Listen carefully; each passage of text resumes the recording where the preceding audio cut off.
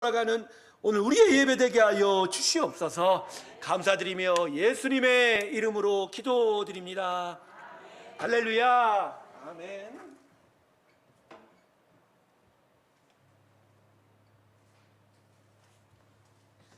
자, 하나님 말씀 우리 다 같이 한번 읽어보겠습니다. 고린도전서 5장 1절부터 8절까지의 말씀입니다.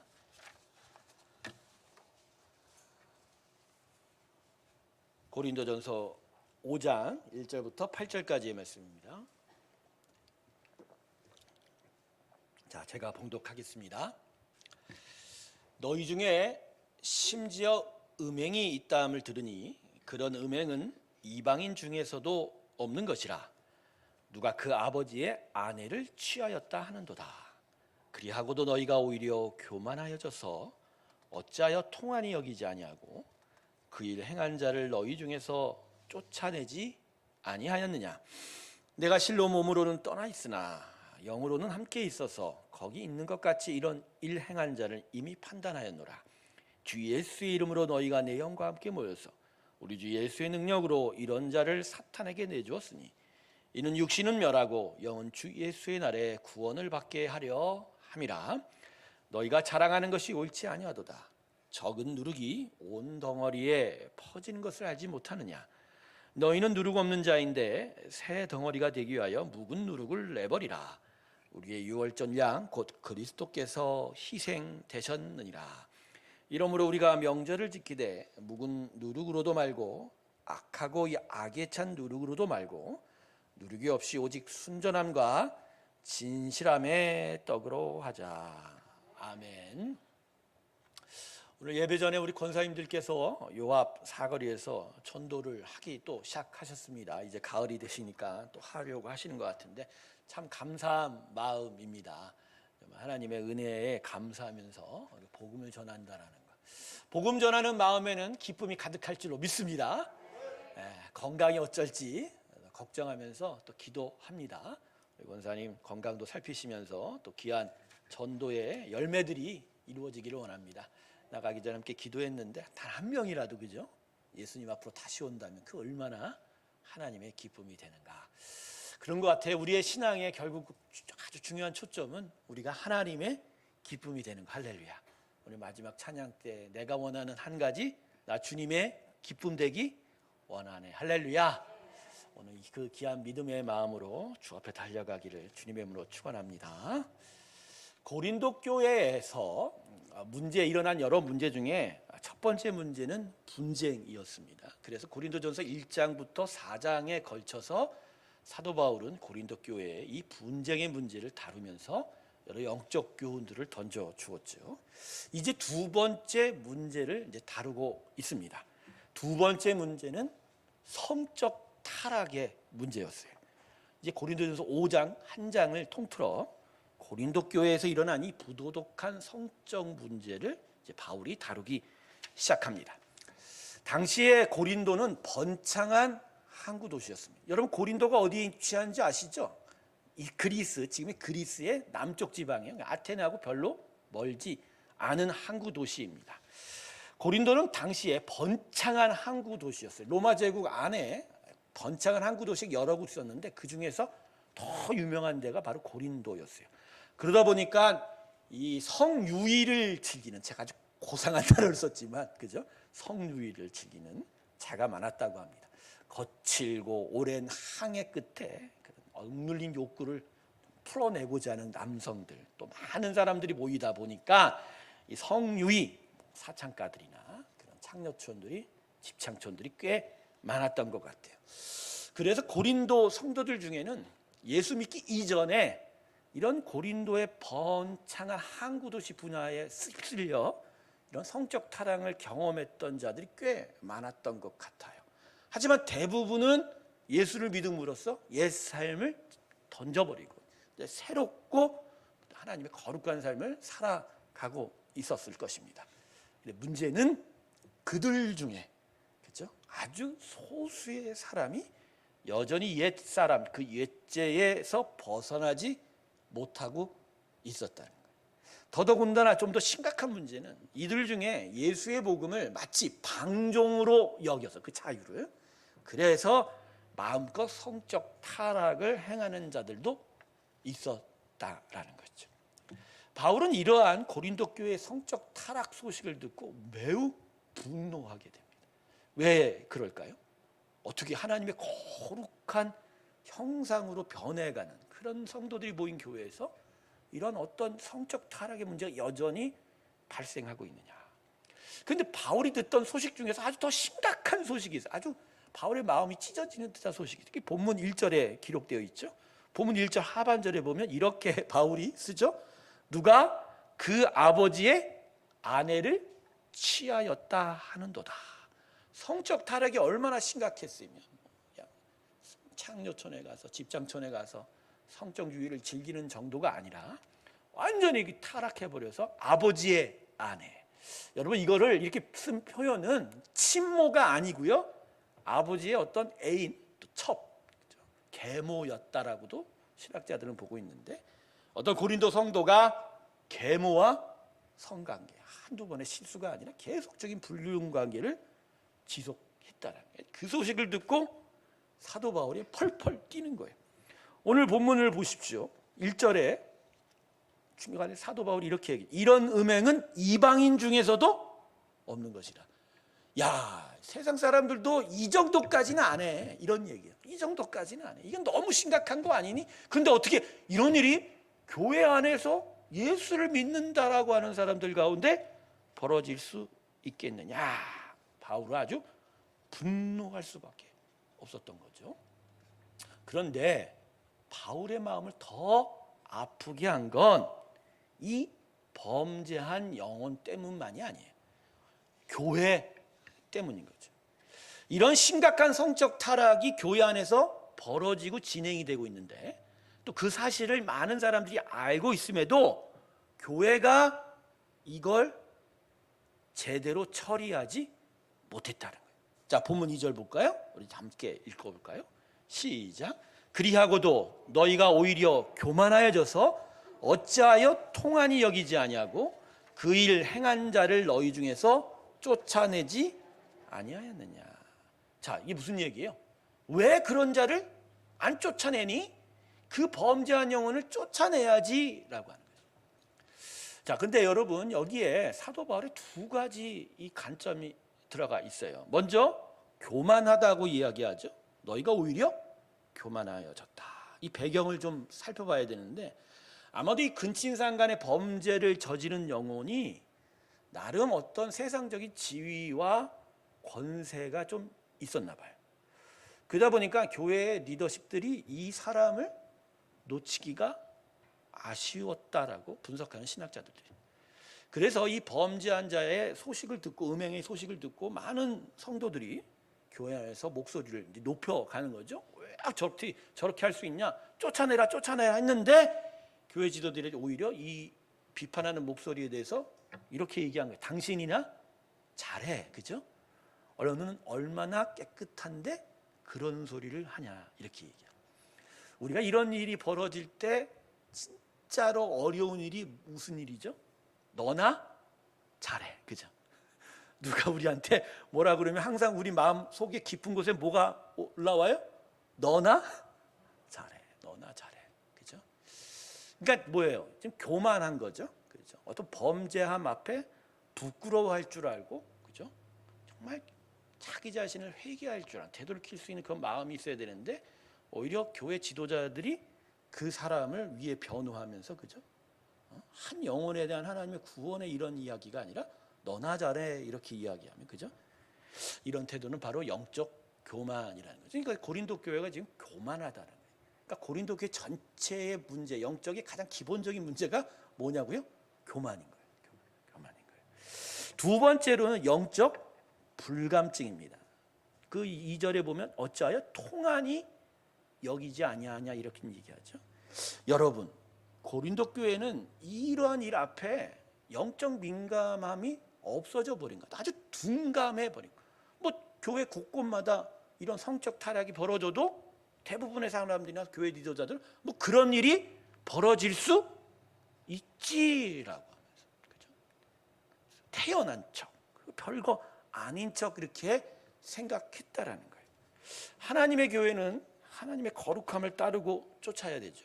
근데 그 거룩함이라는 건 매 순간 자기를 돌아봐야 하는 거예요. 여러분 아침에 외출할 때, 집 밖을 나올 때 거울 안 보는 분 계셔요? 거울 안 보고 나오시는 분 계세요? 뭐 바쁘면 안 보고 나오기도 하죠.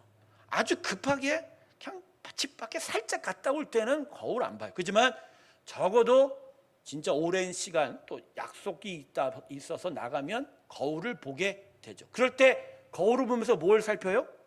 자신의 더러움이 없는지를, 외모. 이게 뭐예요? 결국은 사람들 앞에 자기 자신을 그래도 정결하게 보이려고 하는 어떤 민감함의 태도가 바로 거울을 보는 습관들이지 않습니까?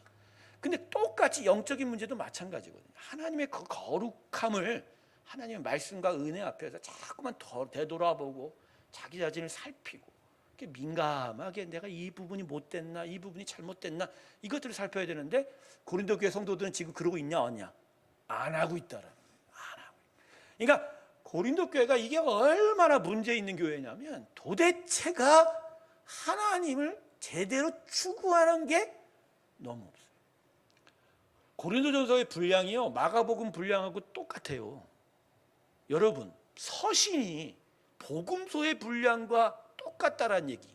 그리고 그 고린도전서 안에 고린도 교회를 향한 사도 바울의 어떤 영적 가르침과 뼈가 있는 어떤 그 질책들이 그 많은 분량으로 차지하 있다는 것은 고린도 교회가 얼마나 많은 문제를 가지고 있는지, 그만큼 사도 바울의 마음속에 있는 교회이기도 했지만 문제가 너무 심각한 건데, 근데 이렇게 많은 문제가 있음에도 되돌이키지 못하는 건 이들이 어떤 사람들이다? 세상적으로 볼 땐 영적 민감함이 전혀 없었다. 성도는 영적 민감이 있어야 됩니다. 할렐루야. 도대체 내가 지금 어떤 상황인지를 계속 되돌아보는 일입니다. 요새 젊은 여성도님들 중심으로 토요일 날 큐티 훈련을 하고 있습니다. 지금은 뭐 말씀을 보는, 관찰하는 것부터 시작하지만 계속 말씀을 들여다보면서 접하다 보면 그 말씀이 우리의 인생의 거울이 돼요. 그래서 나의 그 거울에 나의 못난 부분, 부족한 부분을 비추어 볼 수 있고, 하지만 지적만 당하지 않죠. 거울 안을 들여다보면 세상 거울은 자기만 비치지만 영적 거울인 하나님의 말씀은 그 안에 나와 함께 하시고 내 손을 붙잡으신 예수님이 보입니다. 할렐루야. 그래서 자신의 부족한 걸 되돌아보면서 예수님의 은혜를 같이 입는 바로 그러한 말씀 묵상 훈련들을 지금 진행하고 있는데, 성도는 그래서 항상 말씀을 되돌아봐야 됩니다. 할렐루야. 새벽에 나와 새벽 기도를 할 때 먼저 기도하는 건 제 자신의 모습을 먼저 되돌아보는 거예요. 내가 오늘도 하나님께서 납득할 만한 인생입니까? 여전히 부족하고 여전히 약한데 하나님 도움 없이는 안 됩니다. 자기 자신을 자꾸 하나님 앞에 내어놓고 기도하는 그런 민감함들. 여러분, 비록 아침 새벽에 일어나는 그 고통, 불편함들이 어떤 분은 얘기하면 새벽에 피곤해 죽겠어요, 막 죽겠다라는 말이 나와요. 그럼에도 불구하고 육체는 죽을지언정 그 영은 살아있으면 할렐루야.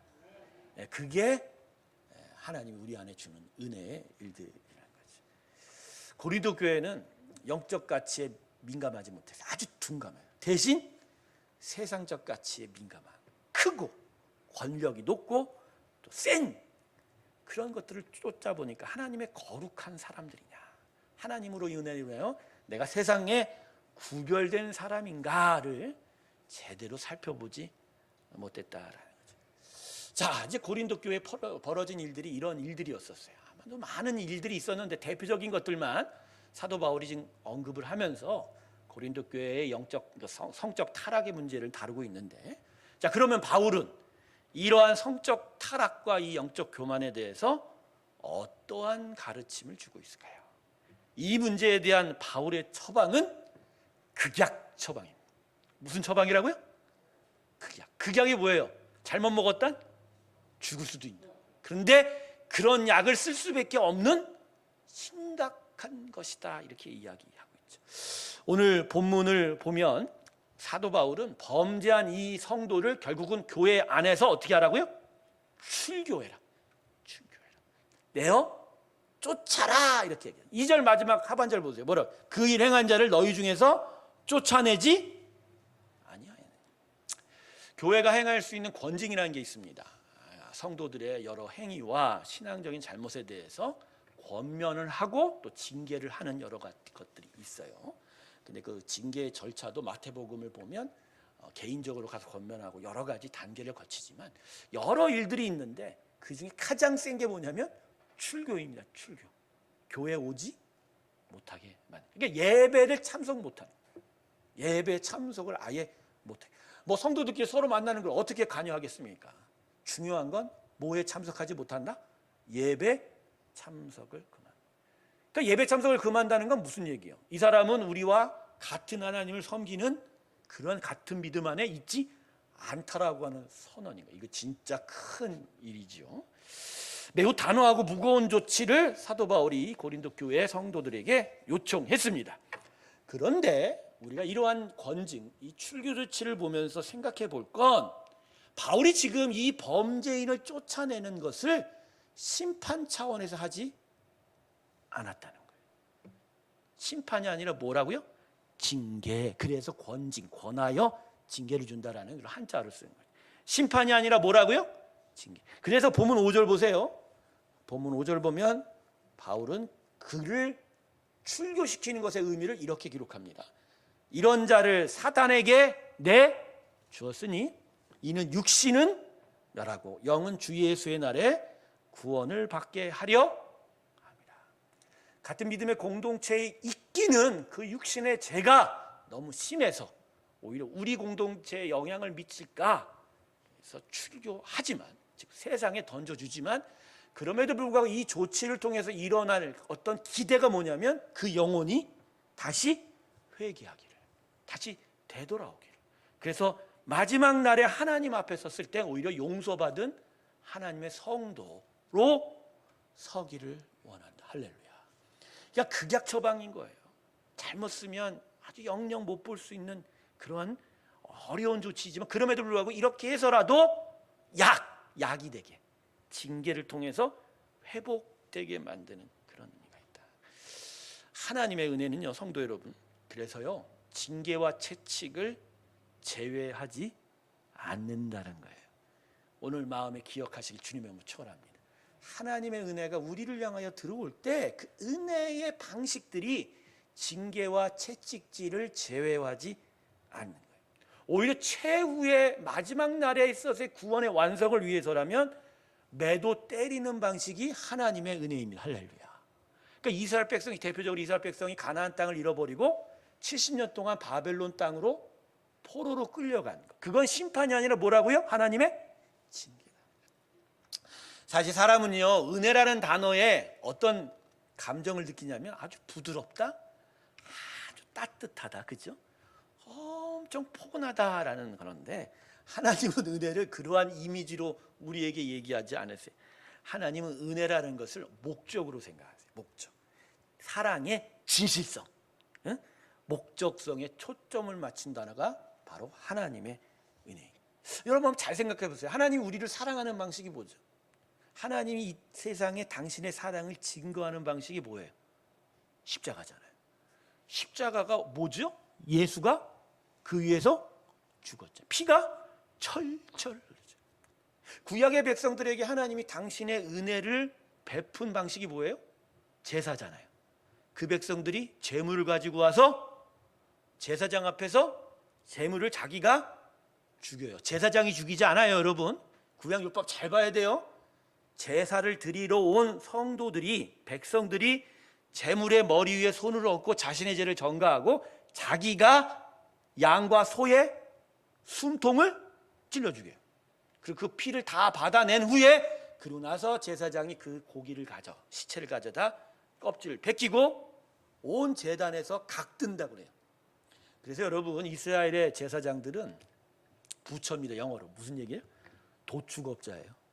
정육점 아저씨들이 바로 이스라엘 백성의 뭐라고요? 제사장. 여러분 우리가 성전 성막하면 막 거룩한 이미지를 갖고 있는데 실상은요 피 튀기는 곳이에요. 매일 아침 점심 저녁으로 드려야 될 게 뭐예요? 제물이에요. 피가 튀기는 거예요. 피가. 각두고. 여러분 부엌에서 여러분들이 고기 다듬는 건 유도 아니에요. 정육점에서 이미 피 다 빼고 진짜 깨끗한 것만 가지고 오잖아요. 근데 진짜 뭐 어시장에 갑 한 장 보십시오. 정육점 가십시오. 정육점 아저씨들이 항상 가운 입고 있잖아요. 그 가운이 보로 튀겨져 있어요. 제사장의 옷은요, 피 튀기는 것을 방지하는 옷이에요. 안에 세마포 하얀 것을 입고 정결함, 애봇을 입고 난 다음에 거기에 피가 튕기는 거예요. 여러분 이게 무슨 얘기예요? 하나님이 우리를 향한 사랑은 피 튀기는 사랑입니다. 오늘 그게 우리의 설교의 오늘 설교의 초점이에요. 하나님의 사랑이 어떤 사랑이라고요? 피 튀기는 사랑. 자, 4층 사무실에서 우리 권사님 저 사거리에서 전도하는 것을 멀리서 봤어요. 혹시나 쓰러지면 어떡해요? 오늘도 오늘 권사님은 하루 종일 돌아다녔다는데 어떤 걱정이 되고. 근데 제가 그랬어요. 저 권사님들이 저기 나서 전도하는 그 이유가 뭘까? 권사님들은 피 튀기는 사랑은 아는 거야. 예수님의 사랑이 이게 무슨 사랑인 걸 아는 거지. 얼마나 하나님 우리를 사랑하여 자기 아들을, 그죠? 십자가에 던지셨을 때, 그 십자가에서 우리 예수님은 옛날 구약 방식으로 보면 난도질을 당하는 거예요. 피가 튀기고 옆구리 찔리고 손발에 막 못 박히고. 근데 제가 오늘 얘기하는 게 뭐야? 하나님의 사랑의 방식이 이거예요. 그러니 우리가 잘 되려고 한다면, 우리가 진짜 구원을 받고자 한다면 하나님은 우리에게 채찍질 할 수 있어요, 없어요? 하시죠. 하시죠. 그거 우리 옛날 한국 교회는 간증을 통해서 하나님이 날 치셨네 뭐 이런 식으로 그따구 소리는 하지 않으신 게 좋고, 그 방식이 아니라 아들을 십자가에 죽일 만큼의 피 튀기는 그 열정의 패션, 그 열정의 하나님의 그 사랑이 우리에게 오면 정말을 안 들이면 회초리도 되시고 매도 치시고 징계도 주시면서 끝내 우리의 영혼이, 우리의 인생이 하나님 앞에 제대로 설 수 있게 한다. 그러니까 이런 하나님의 은혜의 속성과 모습을 보면 교회는 하나님의 통치와 다스림을 성도들에게 가르치고 그들의 길을 인도해야 될 하나님의 은혜의 집인 교회는 이 은혜의 방식이 보다 더 분명하게 성도에게 제시가 되어야 되는. 그러니까 성도들을 다스리고 또 성도들을 섬길 때 바로 이런 권징 부분도 분명한 방향을 세워야 한다. 그래서 교회 정관이나 교회 헌법을 보면 거의 3분의 1 이상이요. 모이는 절차, 사람을 세우는 방식도 있지만 권징이 꽤 많아요. 한국 교회가 실패한 부분이 요새 한 근 20, 30년 동안 권징이 사라져 버렸어요. 60년대, 70년대까지만 해도 한국 교회는 교회 내부에서 권징을 잘했어요. 뭐만 잘못되면, 예배를 계속 안 내오면, 성찬 정지부터 시작해서 많이 그런 것들을 했어요. 근데 그런 것들을 받아들이는 또 성도들도 믿음으로 받아들였어요. 한때는 어렵고 힘든 마음이지만 그걸 통해서 자신의 인생이 다시 회복이 되고 하게 하는 그런 일들이 있었는데, 이제 교회에서 권징한다 그러면 성도들이 어떻게 해요? 너는 잘났냐? 교회가 여기냐? 여기뿐이냐? 바로 옆 동네 교회로 가든지 다른 동네 교회로. 원래 교회를 옮길 때는 무슨 증명서 떼어가야 된다고요? 이명증명서. 그래서 이명증명서 통해서 당회가 하는 중에 가장 큰 일이 뭐냐면 성도들이 여러 이유로 교회를 옮길 때 이명증명서를 떼서 거기에 이 성도의 삶에 대해서 그쪽 담임 목회자나 당회에 써서 보내줘야 돼요.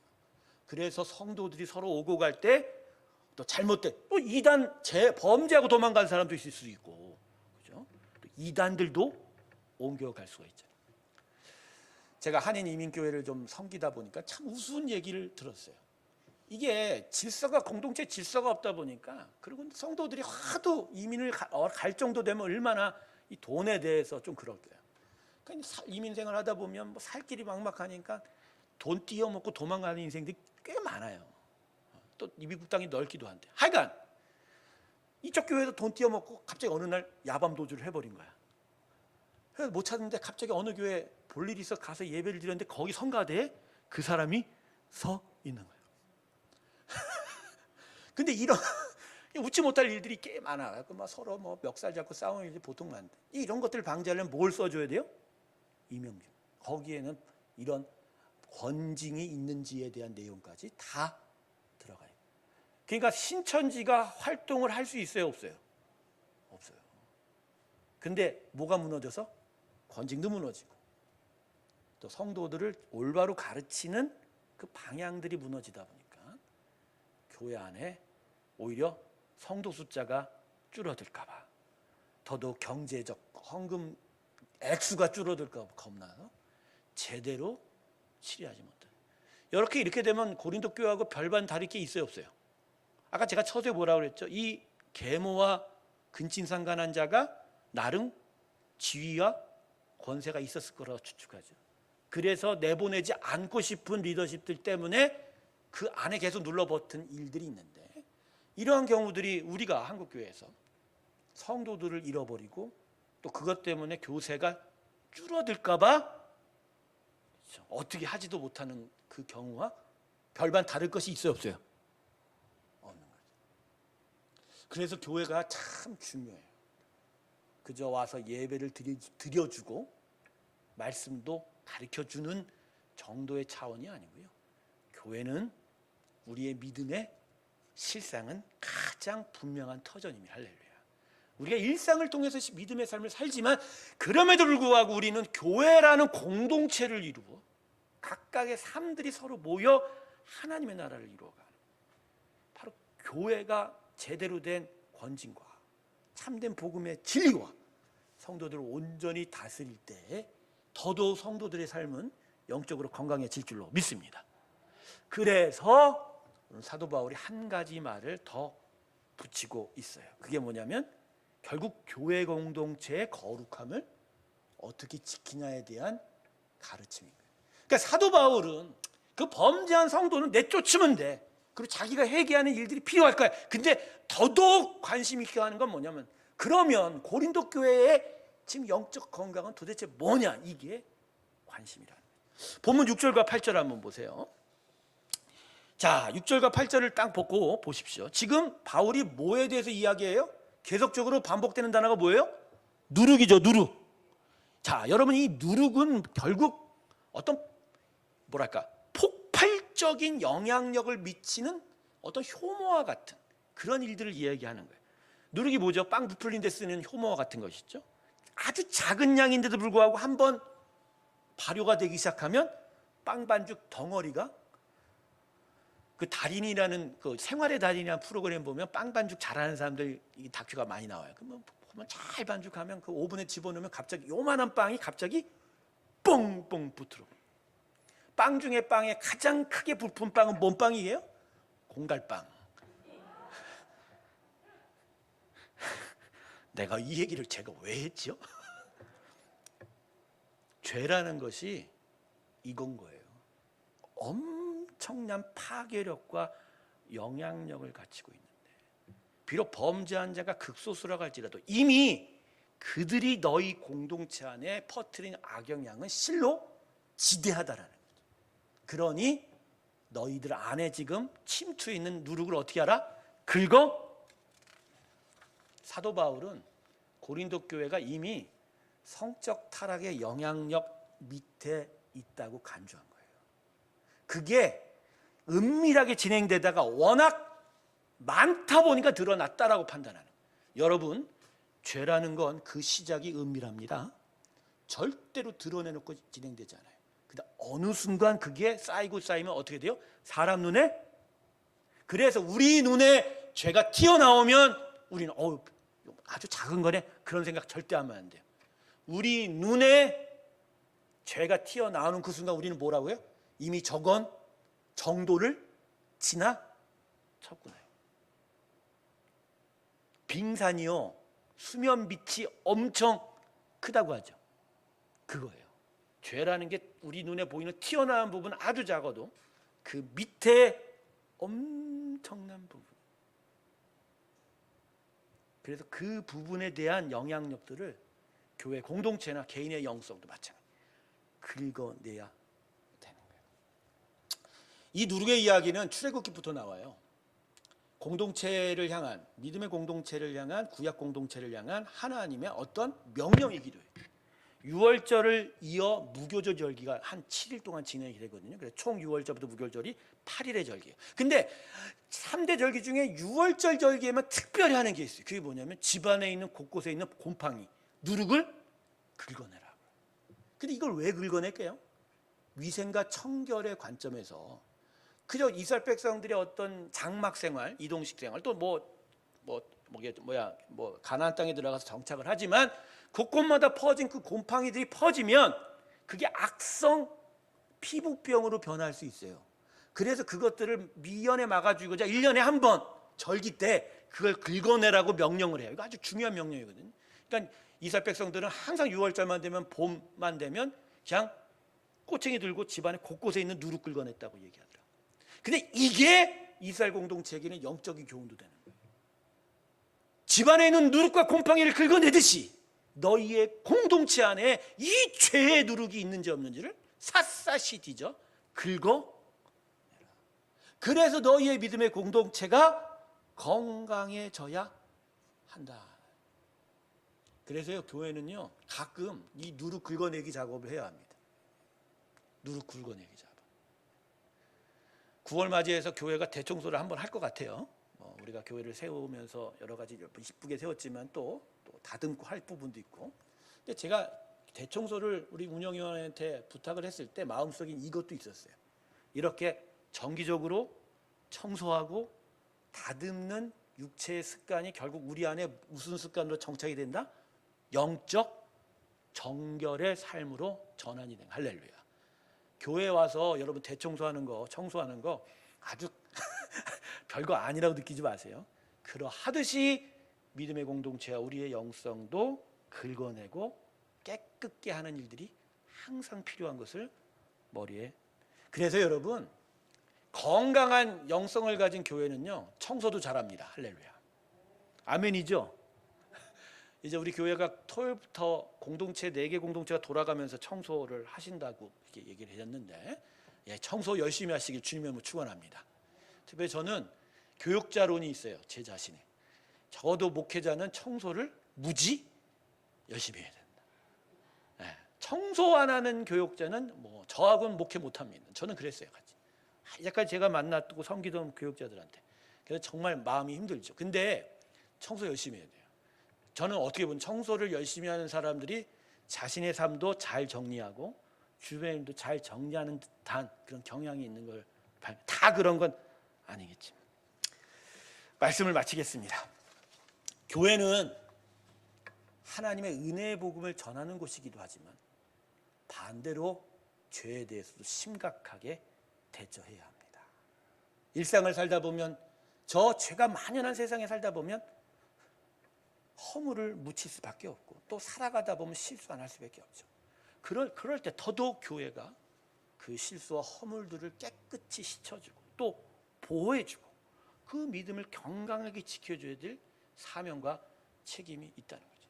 그런 점에서 언제나 이 강단에서 건강한 예수의 복음이 드러나야 되고, 그 복음에 따라 성도들이 제대로 살아갈 수 있게 가르쳐야 될 뿐만 아니라, 성도들이 스스로가 마치 자신의 외모를 거울에 쳐다보듯이 자신의 영을, 그 허물을 성경 말씀에 쳐다보면서 깨끗게 할 수 있도록 가르치고 도와주어야 하는 거예요. 그리고 때때로 허물과 범죄함이 있을 때 그것을 분명하게 처리해주고 또 도와주면서 그의 영혼과 함께 믿음의 공동체가 정결한 공동체가 되어 갈 수 있기를 교회가 애써야 하는 것이죠. 바로 이런 교회가 되기를 주님의 이름으로 축원합니다. 새롭게 이전 옛 우리의 신앙에서 정말 새롭게 새로운 믿음을 추구하는 새로운 교회 되기를 원합니다. 오늘 말씀이 우리에게 귀한 은혜가 되기를 소망합니다. 우리의 죄에 대해서 영적 민감함을 더하기를 주 예수의 이름으로 축원합니다. 기도하겠습니다. 하나님, 고린도 교회에 만연한 성적 타락들, 그 대표적인 것들을 사도 바울이 언급하면서 고린도 교회에 있어야 할 일들에 대해서 분명하게 가르쳐주고 있습니다. 바울은 단호했습니다. 죄 문제에 대해서는 바울은 정말 단호했습니다. 출교시키고 누룩을 긁어내라고 명령하고 있습니다. 그리고 그것은 믿음의 공동체에 악한 영향력이 퍼지지 않기를 위해서, 미리 선제적으로 방어하고 예방하는 것임을 이 말씀을 통해서 깨닫게 됩니다. 예수의 복음이 우리에겐 하나님의 은혜와 사랑을 전달해줘도 그것이 오히려 우리의 삶의 정결함과 거룩함을 이루어낸다는 것을 우리가 깨닫게 하여 주시고, 한편으로는 하나님의 사랑과 은혜를 쫓는 자가 되게 하시고, 한편으로는 우리의 허물과 실수와 범죄를 민감하게 들여다보며 깨끗해져 가는 매일매일의 영적 갱신들이 있게 하여 주시옵소서. 새롭교회가 더더욱 새로워지는 가운데 오늘 말씀이 더더욱 하나님의 은혜의 말씀 되기를 소망합니다. 깨끗해지기 위해서 하나님의 은혜와 사랑도 필요하죠. 우리 자신이 우리를 되돌아보는 일들도 필요하다는 것을 알게 하여 주시고, 게을리하지 아니하고 부지런히 하나님의 말씀 앞에 자신의 삶을 되돌아보는 귀한 성도들, 하나님의 교회 되게 하여 주시옵소서. 하나님, 특별히 간구하는 일이 있습니다. 우리 김도관 집사가 점점 더 어려워져 갑니다. 우리 병실에 있는 김도관 집사의 마음과 육체를 주님 끝까지 지켜주시기를 소망합니다.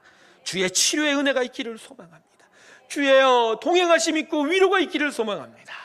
주님, 마음에 외로워하지 말고 힘들어하지 않게 하시고, 주님 위로와 주셔서 하나님을 붙들고 힘차게 주 앞에 서게 하여 주시옵소서.